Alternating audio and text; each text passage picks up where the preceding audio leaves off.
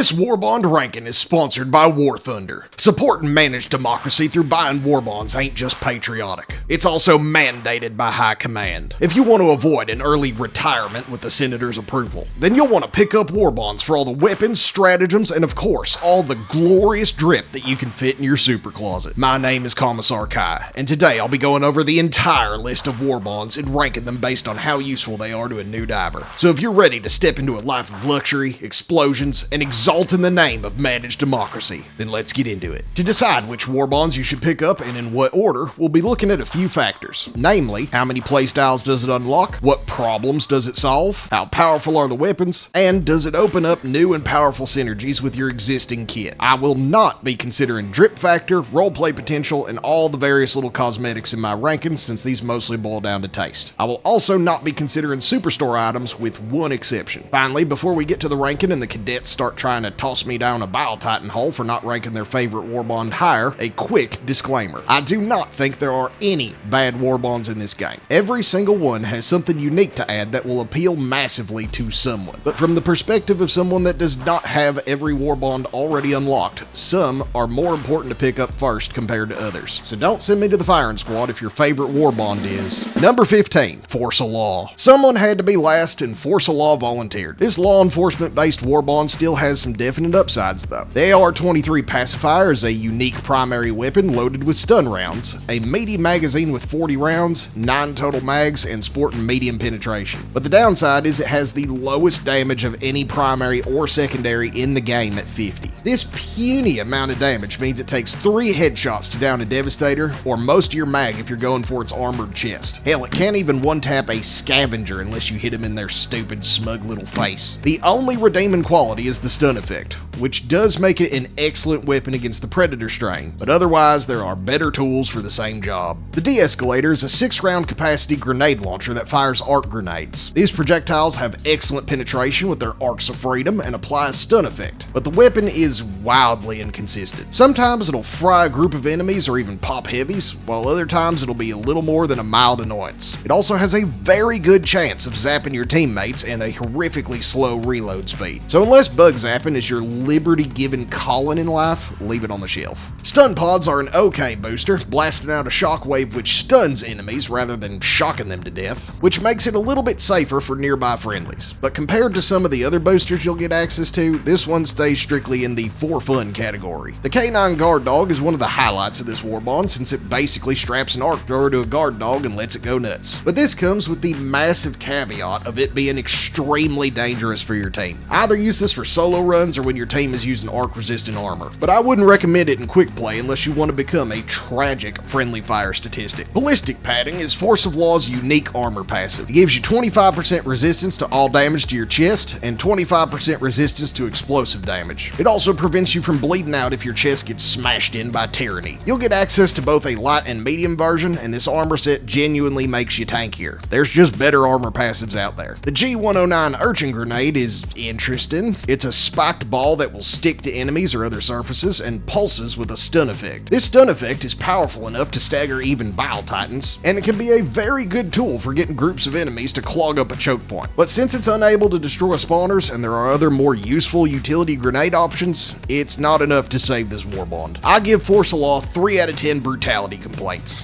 You can do better, officers. Number 14, Truth Enforcers. I feel real bad ranking this stylish Warbond so low. It has 3 solid weapon choices and immaculate drip, but it lacks something truly special to set it apart. The SG-20 Halt is one of the best shotguns in the game, coming with both medium penetration flechette rounds that hit pretty hard and stun rounds, which do very little damage but make up for it with a powerful stun effect that doesn't require continuous fire like the pacifier does. It's a great utility weapon and is one of my favorites. I even made a video on it, but swapping the ammo constantly throughout a game can be difficult to execute, which brings it down a little bit. It also only has an 8-round capacity for each type of shell, so keeping track of which magazine has how many rounds left can be taxing on your mental load. The Reprimand is another great weapon, dealing solid damage and sporting medium armor penetrating rounds. Once you upgrade it with the right weapon components, it's also laser accurate, but it has 3 major downsides. It has the lowest capacity mags in the SMG category with just 25 rounds, it has a long reload speed, and it has a lot of drag on its rounds, so it does a lot less damage to targets at longer ranges, meaning you really need to pick your shots and get in close to get the most out of it. The Plas 15 Loyalist is a decent little sidearm, but it relies heavily on its charge mechanic. You can fire it normally, but when you do, it has very little damage and a tiny capacity with just 7 shots, while the damage more than doubles when you fully charge it. It has medium penetration, both on the actual projectile and the explosion it generates, making it a very effective sidearm for Bilespear missions. But for all of its upsides, it just can't compete with some of our higher rated sidearms. The Truth Enforcer's armor passive is Unflinching, which got a bit of a glow up recently, but not enough. It gives you a chance to avoid getting staggered when you're taking fire, gives you the scout ping so you can see nearby enemies when you ping the map, and it boosts your armor rating a little bit. Again, this is okay. You get both a light and a medium set. It feels pretty good to use, but there's just better armor passives. The drip is immaculate though. Dead Sprint is the Truth Enforcer's booster, and it's better than I gave it credit for last time. If you're able to run it paired with the stamina enhancement and vitality boost, you can run for democracy like you're competing in the Landfair Pulgwin Golgogari Cheerwin Rob Williams Silo Go-Go Ganoush Marathon. This is a genuinely powerful booster with a lot of team play potential if you use it right, but it's a little on the niche side. Because the Halt and Reprimand are such good weapons, I'll give this one 4 out of 10 executed goldfish. It's okay, but nothing special. Number 13, Master of Ceremonies. Another top tier drip warbond scraping the bottom of the barrel. This one hurts since I'm convinced it was made for me personally. It does still have some excellent pieces of equipment, I just wish I could have ranked it higher. The One True Flag is both the best and worst stratagem in the game. It's the best because it provides an unofficial aura boost to your team. When you're waving the standard of liberty herself, you spit in the eye of tyrants all over the galaxy. Your heroism will be noticed by your team, and when the chips are down, they'll rally to you to hold this ground in the name of democracy. It's an aura boost so high, I even bought one to hang off the front of my house. But as an actual weapon, it's really bad. It takes up a stratagem slot, can be tricky to use, and will sometimes block your aim in the heat of battle. Plus, we have a secondary option later on that does basically the same thing without any of the flag's downsides. 10 out of 10, would recommend. The R2 Amendment competes for the top ranked marksman rifle in the game. It's extremely accurate, hits hard, and has great ergonomics for snappy aim. Comes with a solid chunk of spare ammo, and is one of 2 weapons equipped with a bayonet for when you just need to get the stabbing out of your system.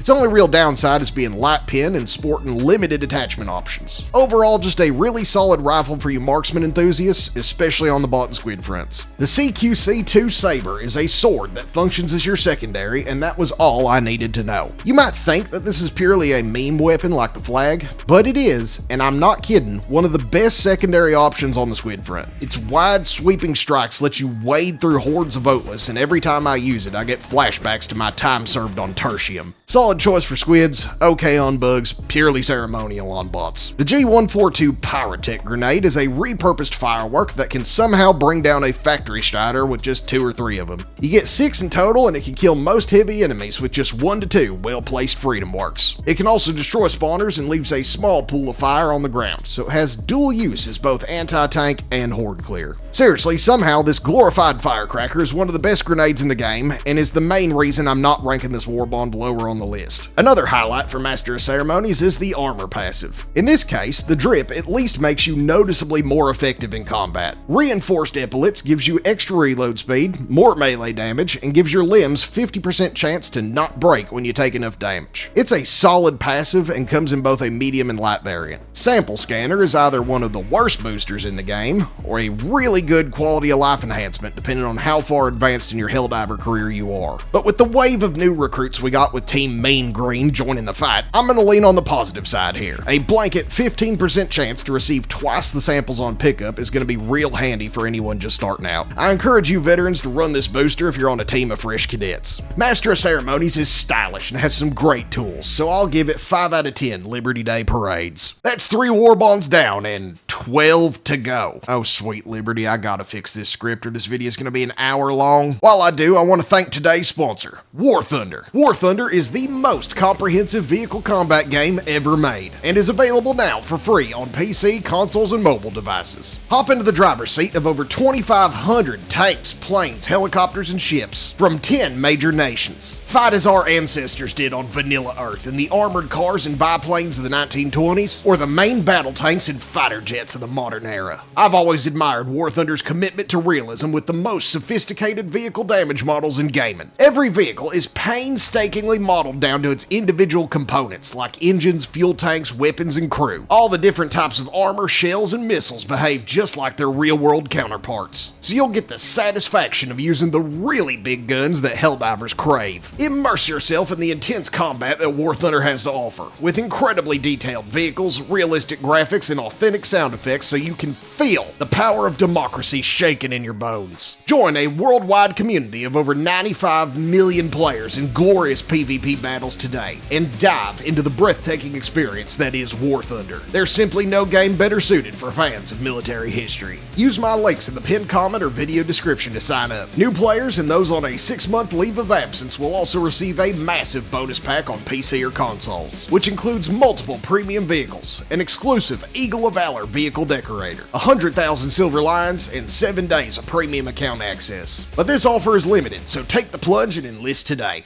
Okay, lightning round. Number 12, Borderline Justice. I had so much fun with this warbond I made a video out of me and my friends role-playing as a posse bringing the law to town. But it has a few issues. The R6 Deadeye is hands down the best sniper rifle in the game, and yes, I'm including the anti-material rifle. It's got hard-hitting, medium-penetrating rounds and good scope options. A perfect tool for marksmen. The Last 58 Talon is also one of the best secondaries in the game. Doesn't really have any downsides, it's just a great pistol. TED 63 dynamites can be set to detonate after 5, 15, or 60 seconds, does a heap of damage, and has a massive explosion radius. It's just a solid grenade. The hover pack is a unique mobility stratagem. Unlike the readily available jump pack, it sends you straight up in the air so you can rain democracy down upon the enemies of humanity. You can also use it to climb to really high places. It's cool, but it doesn't really strike my liberty bells. Gunslinger gives you a heap of benefits to your secondaries, but it's more style over substance. Take it if you want to be the new sheriff in town. Our booster for this one is borderline useless. It only drops common samples when you take down big enemies, and it has a cap. Take Sample Scanner instead. Borderline Justice has some great weapons and a really fun stratagem in the hover pack, but lacks enough tools to really bust into the higher ranks. I give it 5 out of 10. Draws! Number 11, Polar Patriots.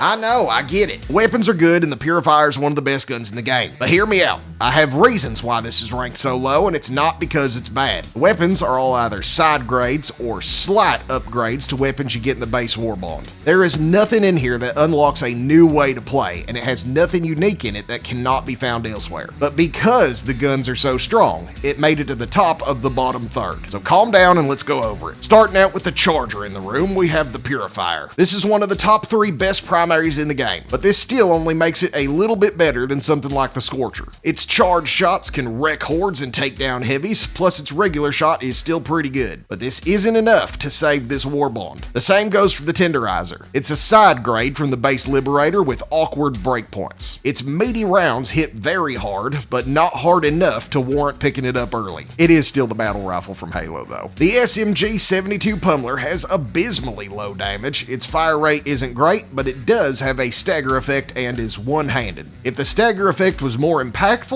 it might bump this Warbond up a rank. The P-113 Verdict is the Desert Eagle of Helldivers, and it pretty much does what you'd expect. But it's not quite as strong as some of our other choices. G13 Incendiary Impacts do what they say on the tin. They have a decent-sized explosion, which leaves a pool of fire on the ground that will set enemies alight. And they only blow up when they hit something, so you can throw them farther than other grenades. It can also close spawners. Motivational Shocks only motivates me to not bring it. The armor sets are all passives that are available in the base Warbond. These all really drag the Warbond down since they have nothing to do with fighting in the snow and seem to be here just to fill a quota. I give Polar Patriots 5.5 out of 10 motivational taserins. It's good, just not good enough for our mid-tier Warbonds. Number 10. Freedom's Flame. Last time I did this, I ranked this Warbond last because it was too dependent on fire effects. But since we've now got to deal with the incendiary assholes, and we have access to some really cool weapons and gear that supplement its tools nicely, it's moved up in the world. The SG-451 Cookout is a powerful shotgun with excellent sound design, a ton of stagger, and an incendiary effect for setting enemies on fire. It's a great choice for Predator Strain missions. Freedom's Flam 66 Torture is a primary version of a flamethrower. Currently, it's even better than the the support weapon due to having more fuel, better handling, and less delay between I need to go see a doctor streams. The stream and the flame effects both have an AP of 4, so they shred through medium armor and can badly damage heavier opponents. The P72 Crisper is the same thing, just a sidearm version. It can even kill a factory strider if you run beneath it and use your hairspray of freedom to tickle its belly, but this might be a bug. Firebomb hell pods are purely a meme. They're only good for pissing off your team or for clowning with your friends. Don't bring them in quick play. Finally, the biggest reason to pick up this Warbond and why it made it to the mid tier is its armor passive, Inflammable, which still means very easy to set on fire. It gives you a massive amount of flame resistance, making it great against the incineration core and on planets with fire tornadoes. It also has a lot of great synergies with other pieces of kit. I'll give it 6 out of 10 screaming helldivers. You will want to pick this one up at some point. Number 9.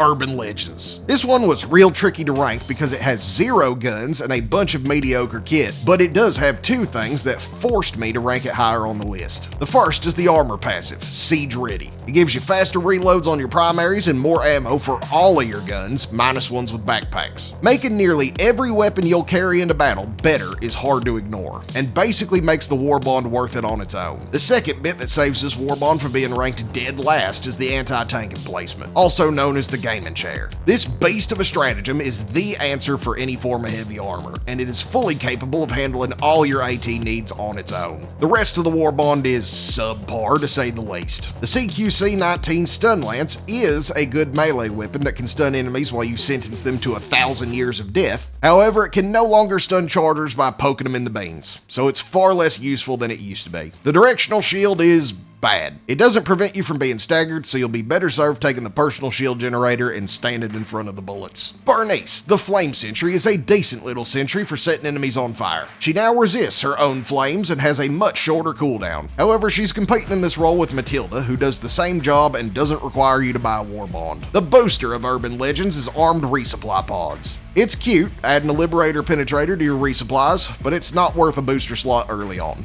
Urban Legends has the best dedicated AT stratagem and the best armor passive in the game, but the rest of the Warbond really drags it down in the rankings. I'll give it 6.2 out of 10 Edge Runners. Do better, Choom. Number 8. Cutting Edge. Cutting Edge used to be one of my top 3 Warbonds, but power creep has booted it down a few rungs in the ranking. That said, there's still some really good kit in here, especially for newer players. The Last 16 Sickle is a scythe married to a Liberator. It has a high rate of fire, uses a heatsink so it won't run out of ammo if you're careful, and is very accurate at short to medium range. It just doesn't have a lot of damage. The SG-8P Plasma Punisher is one of the most underrated primaries in our armory. It has good damage, medium penetration, and a huge area of effect explosion. But most importantly, it has an absolute ton of stagger. It's an amazing bot front primary for fresh cadets. The Arc 12 Blitzer is another unsung hero of the Second Galactic War. Arc weapons don't use ammo or heat sinks. Instead, you pump it like a shotgun to obtain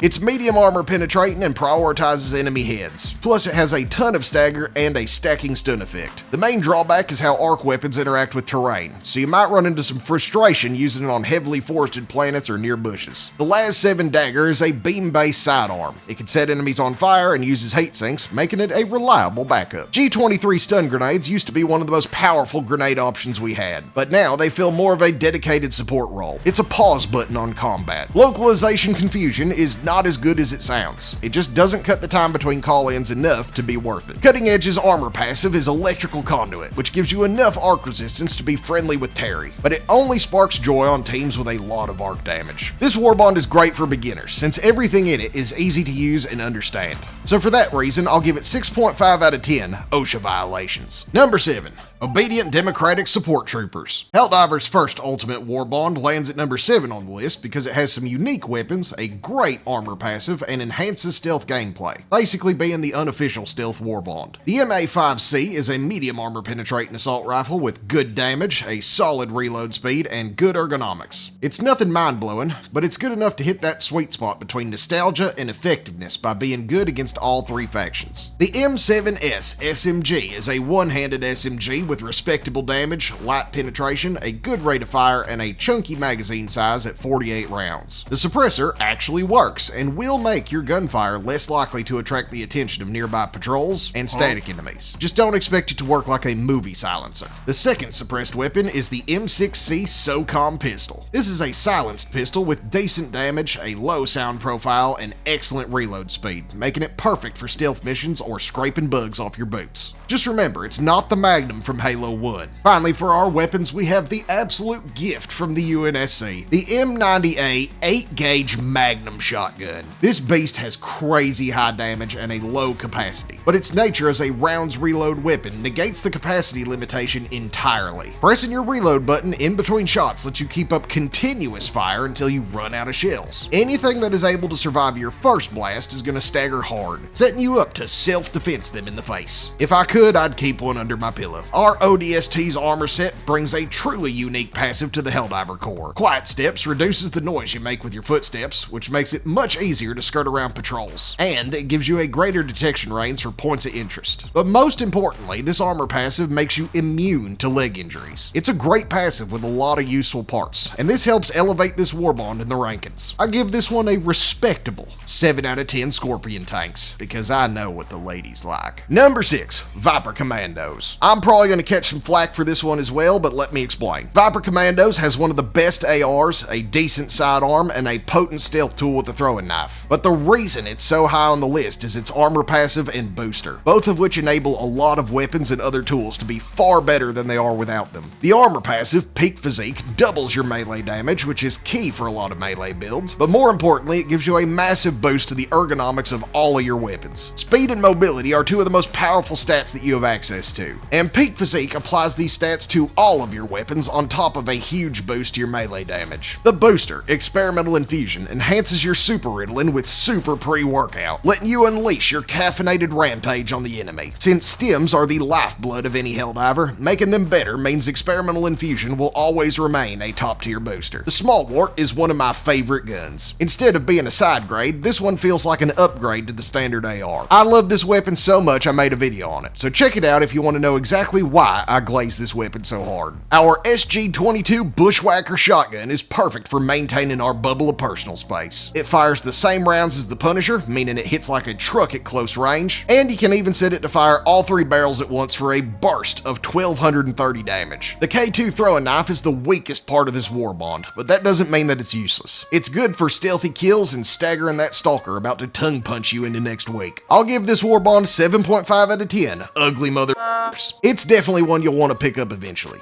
Number 5. Control Group. This warbond has the most unique kit out of all of our options, and all of them are pretty strong, but come with the downside of being hazardous to their wielder. The VG-70 variable is likely the most complicated gun in our arsenal, coming with an entire Liberty Days tree worth of options. The only downside is its ergonomics, since it handles like a forklift, but using its total mode to pop a charger butt will always be fun. Check out my video on it if you'd like to know more. The Epoch is a weird one. It's a halfway point between a quasar cannon and a grenade launcher. You can charge it up to deal more damage and have better penetration, but charging it too much will cause you to explode. To avoid turning yourself into a test result, look at these little doodads going into the gun. These will help guide you to that sweet spot. But the real star of this warbond is the Warp Pack. This backpack stratagem gives you unparalleled mobility and can be used to telefrag tyrants. You can even use it to pop into buddy bunkers on your own, making it kinda pay for itself over time. Just keep an eye on this ring on your back. If it's blue, you're good. Orange means injury or self-immolation, and red means you're dead. There's a ton of tricks you can do with this thing, and I don't have time to cover all of them, but the strength of this stratagem alone was enough for Control Group to break into my top 5. You'll also get access to the Laser Sentry, which is just a massive laser cannon strapped to a Freedom Bot. Larry has heavy penetration on his attacks and uses a heat sink, so if you focus your fire with him, he can burn the longest out of any sentry. G31 arc grenades are Democracy's jumping beans. Each bounce will zap everything nearby and can even take out heavier targets. resistance. Just be careful about where you toss them. They also can knock close spawners. Control Group's armor passive is Adreno Defibrillator, and it's one of the weirder ones. It makes your stims last longer, gives you a bit of arc resistance, but most importantly, it turns you into a voted when you die, giving you one final chance to vent your spite on whatever killed you. Control Group earns itself 8 out of 10 Darwin Awards. It's real strong, just a little strange. Number 4, Servants of Freedom. This warbond is all about martyrdom in the name of managed democracy and not being turned into a voteless. The reason it's so high on the list is because a couple of its tools let you do things that no other weapon or stratagem can do. The B100 Portable Hell Bomb is exactly what it sounds like. A hell bomb that you strap to your back to hand deliver judgment to our enemies. For comparison, a 500 kg deals 3,500 damage at AP 7. The Portable Hell Bomb, on the other hand, does 10,000 damage at AP... I don't even know what this means. So it will kill anything caught within its blast zone. Democracy's Scream Machine, the LAS-17 double-edged sickle, heats up as it fires, gaining damage and going all the way up to AP4 when it's running real hot. At the low cost of setting you on fire, you get to live out your heavy medic fantasies. The GP20 Ultimatum is basically an orbital precision strike on a stick. It does insane damage for a secondary and can even pop a Bile Titan in one hit. G50 Seeker Grenades are impact grenades that grew wings and learned how to hate. This swarm of patriotic bees will seek out targets and deliver a heavy penetrating reminder of humanity's supremacy. They'll also zoom after targets that you've pinged, giving them a degree of long-range capabilities. Just be warned, they refuse to target spawners. Integrated explosives is also exactly what it sounds like. You'll wire yourself up to explode, so upon your death you can give one final screw you to whatever killed you. Plus it gives you 2 extra grenades. Because this warbond gives you a base killer as a support backpack and a heavy killer in your pocket, neither of which is available anywhere else, it earns 8.5 canceled commissars out of 10, because there's no way I'm making that joke. Bonus warbond. Dust Devils. The trailer for this one came out as I was making this video, but we learned a good bit from the trailer, so I will give you a predictive ranking based on how good I think it'll be. When it comes out, let me know if I was right. We don't know much about the AR-2 Coyote, but we know it's an incendiary assault rifle with a chunky looking magazine. Because flame effects are so powerful and based on the trailer it looks like it has a lot of ammo, I think this will be a top tier weapon regardless of its actual stats. Accurate incendiary rounds makes me a very happy helldiver. The G7 Pineapple Grenade is an interesting addition, giving you a cluster munition in your grenade slot. So like all cluster munitions, it's gonna salsify helldivers and tyrants alike. Oh Lady Liberty, somebody's gonna make an all cluster loadout. The S11 Spear Gun looks interesting. Being able to pop an Alpha Commander's head off like a champagne cork means it should deal decent damage, and releasing a gas cloud on impact should give it a lot of potential for crowd control. We have the Eat It. Now we're getting the Eat Poo.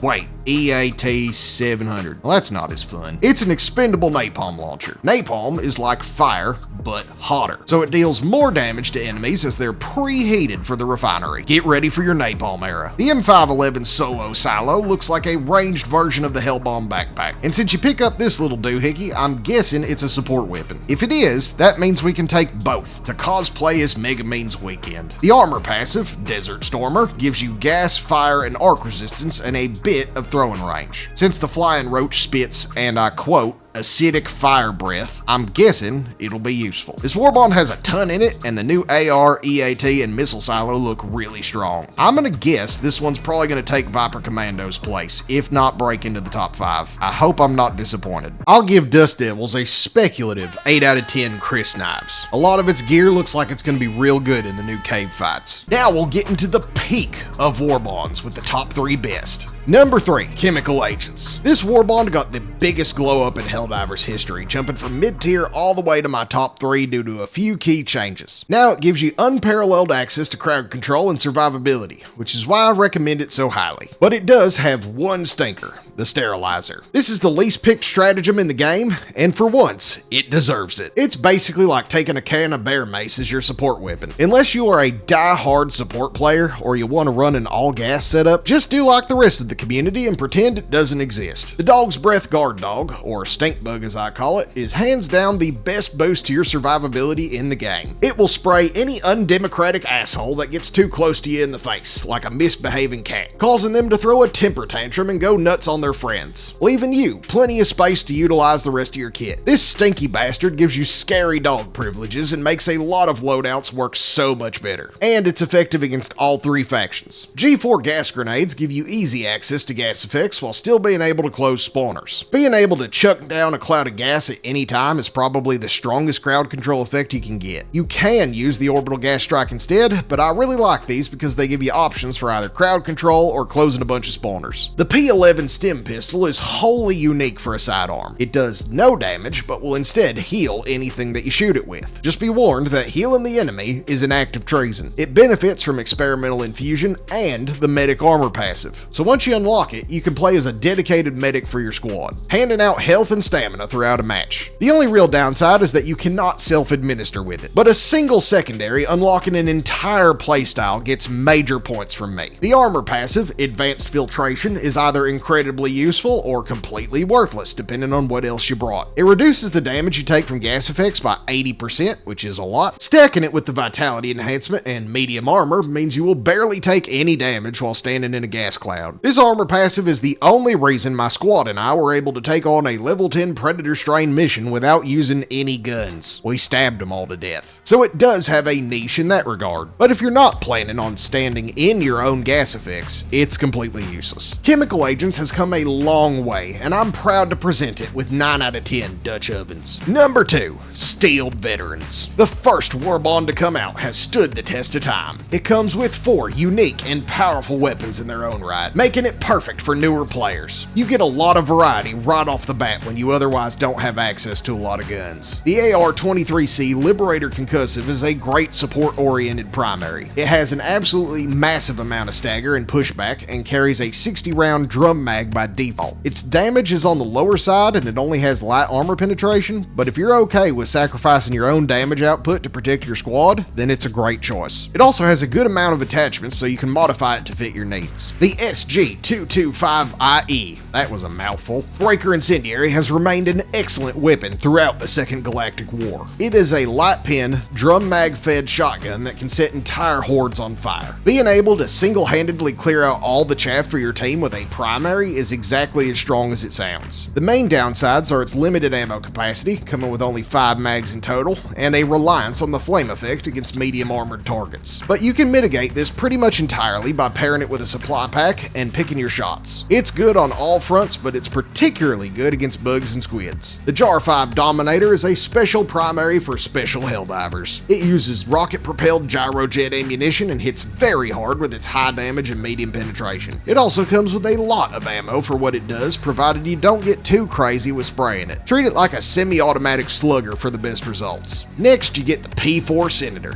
which is an absolutely legendary sidearm. It's one of 2 weapons in the armory with heavy penetration, giving it a special niche for sidearms as both a reliable backup and a tool for poking out the eyes of hulks. It also does a ton of damage and comes with speed loaders, so empty it out first if you need a faster reload. It's so good I was able to solo a level 10 bot mission using just this and throwing knives, so don't underestimate it, especially on the bot front. G10 Incendiaries are my favorite form of fire effect. Unlike the impact version, this one can reliably close spawners, does a little more damage, and burns for longer. I think it's 24 seconds, which is ridiculous. If you don't need your grenade slot for anti-tank, bring these or gas grenades and you won't be disappointed. Flexible reinforcement budget is the worst booster in the game. Don't bring it. If you're worried about dying, stamina, vitality, and experimental infusion will do a lot more to keep you alive than this piece of garbage. Servo assisted is the armor passive, and it's okay. It extends your throwing range by quite a bit, which is nice, and it gives you more limb health. But more limb health doesn't really help you. The throwing range can be good, but I find it's really painful to get used to its effects and then go back to a different armor set. I could take it or leave it. Because it has a lot of excellent and unique weapons for opening up new ways to play, along with a fantastic grenade choice, I give Steeled Veterans 9.5 out of 10 not service-related medical claims. Oh, sweet Liberty, we're almost done. After 20 pages of script writing, hours of research, and weeks of filming, I can finally see the light at the end of the tunnel. Number 1, you already knew. It's democratic detonation. This warbond is by far the best in the game, and you should always pick it up first, even if you listen to nothing else in this chonker of a video. Make your life so much easier and give this warbond your super credits. The Eruptor needs little introduction. It's a heavy pin, explosive cannon of freedom that bathes your enemies in shrapnel, and it is the highest damage primary weapon in our arsenal. It can one-tap most medium-sized tyrants, absolutely devastates crowds, and can even bring down the biggest targets if you hit them in the right areas. It's one of 3 presidents of primary weapons, and it has earned this title well. If you're a fan of bolt actions and watching your enemies turn into a fine mist, this is your gun. Hell, it can even close spawners. I hate the explosive crossbow for reasons I'll go into in a future video, but just this once, I will give the crossbow its flowers. This is another primary that does insane damage, can close spawners, and blows up entire patrols by itself. It'll fit into pretty much any loadout, works against any faction, and along with the Eruptor and Purifier, holds the presidential seal of primary weapons. It's one of the best weapons in the game, no question. The BR-14 Adjudicator sticks with the trend and is one of the best assault rifles. It has a lot of spare ammo, is medium armor penetrating, does really high damage, and is very accurate if you can control the recoil. If you're not a big fan of needing to control your guns, it's okay to pass this one up, but it is a very strong AR and works great against all the factions. The GP-31 grenade pistol fires miniature impact grenades that do the same damage, just with a little less armor penetration. But most importantly, it can close spawners. This is why this is the best warbond in the game. It gives you 2 primaries and a secondary that can all topple enemy bases, so you don't have to rely on support weapons, stratagems, or your grenades to do it. Speaking of grenades, we have the best grenade in the game, the Thermite. This Liberty Day sparkler does 2,000 damage at AP 7, burns enemies for 975 damage before it pops, and sets them on fire for even more damage, meaning it can take out everything but the biggest of targets with just a single grenade. You can even slap it on the outside of bot fabricators and clams to destroy them, bypassing the need to throw something down a vent or in a door. This grenade alone can tackle all of your AT needs. It's absolutely not mandatory to bring it, but it will make your life a lot easier and give you more choices in your loadouts. The armor passives, engineering kit, and fortified can both be found in the base warbond, but these do look significantly cooler. The booster, Expert Extraction Pilot, is the only downside to this warbond. It's a stinker unless you're trying to get the achievement for completing a mission in 5 minutes. Otherwise, you'll never use it. For being the best warbond in the game since it came out, I present Democratic Detonation with 10 out of 10 initial successes or total failures. And that's every warbond in the game. For now. Hopefully this has been helpful in deciding which warbonds you want to pick up first. But feel free to roast me in the comments with your top 5 warbonds. Other than Democratic Detonation being first, the rest are wholly open for debate. But until next time, this is Commissar Kai signing out. Thanks again to War Thunder for sponsoring this video. Don't forget to try it for free on PC, PlayStation, Xbox, or mobile devices by using my links in the pinned comment or the description of this video. New and returning players that haven't played in 6 months on PC or consoles will get that massive bonus pack including multiple premium vehicles and other goodies. Available for a limited time only, so go blow up some armor. I have not sweated this hard in a long time, y'all. I'm using both halves of my brain right now. I hope you didn't go to the gym today, Kai. This is a workout. It is.